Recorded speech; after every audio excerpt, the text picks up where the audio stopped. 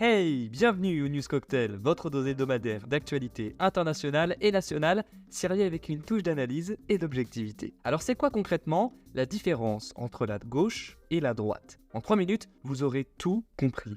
Alors pour commencer, imaginez une palette de couleurs. Ces couleurs, ce sont les idées politiques, des idées comme le capitalisme, le socialisme, le libéralisme, le communisme, sur lesquelles d'ailleurs nous ferons un épisode. Et pour les classer, on a établi un spectre. Le bleu à côté du violet dans les couleurs froides, le rouge à côté du orange dans les couleurs chaudes, ce qu'on appelle la gauche, et la droite. Il y a donc un centre à ce spectre, qu'on appelle simplement le centre, on ne complique pas la vie, et au bout du spectre, ce sont les extrêmes. Et comment est-ce qu'on peut ranger une idée de droite ou de gauche? Les idées de gauche ont un point commun. Elles visent un progrès moral de l'humanité et veut l'égalité. Alors que la droite, elle veut plutôt conserver les valeurs anciennes et assurer l'ordre. C'est encore un peu flou? Alors prenons un exemple concret. La gauche en ce moment, elle parle beaucoup d'écologie, de la guerre considérée comme injuste en Palestine et des questions LGBT et de tolérance. Alors que la droite en ce moment, elle parle beaucoup de la dette et aussi de l'immigration qui menacerait l'ordre selon elle. Et parfois, les grandes idées de la gauche se contredisent. Par exemple, au XXe siècle, les socialistes, qui voulaient donner le pouvoir aux ouvriers, étaient contre l'immigration, parce que la mise en concurrence des ouvriers français avec les étrangers fait baisser les salaires. Mais aujourd'hui, la gauche veut accueillir les immigrés au nom du principe d'égalité et d'humanisme. Et les grandes idées de droite aussi se contredisent. Les monarchistes veulent l'ordre et la tradition française avec une église puissante. Alors qu'aujourd'hui, la droite veut moins d'impôts, moins d'État et plus de capitalisme et de libre marché.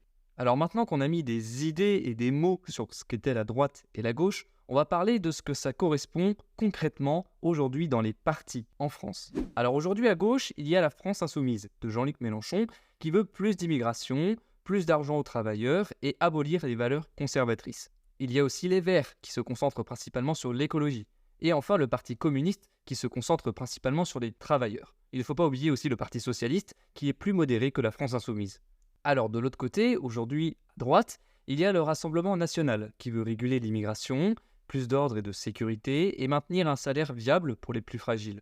Il a été longtemps considéré à l'extrême droite, même s'il l'est encore pour certains partis, mais a dû nuancer ses prises de position pour atteindre un plus large public et pouvoir devenir le deuxième parti de France.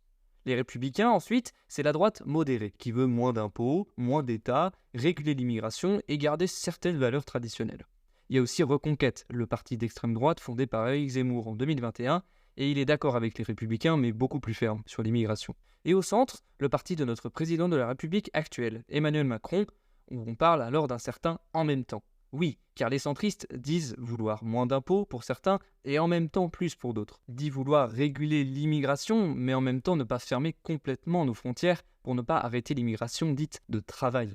Je crois que nous avons fait le tour. Surtout, ce qu'il faut retenir, c'est que la gauche veut l'égalité et le progrès, et la droite, la tradition et l'ordre. Mais de vouloir les choses que comme une couleur froide et couleur chaude, c'est être daltonien. Il existe plein d'idées, d'idéologies, de nuances, de couleurs qui font toute la palette. En s'informant avec des sources de tous bords, on peut voir que d'autres clivages existent, et que rien n'est que blanc ou que noir. Et cette mission, de vous informer avec nuance et de ne pas se fermer aux analyses de tous bords, c'est celle que nous avons à cœur de mener au News Cocktail.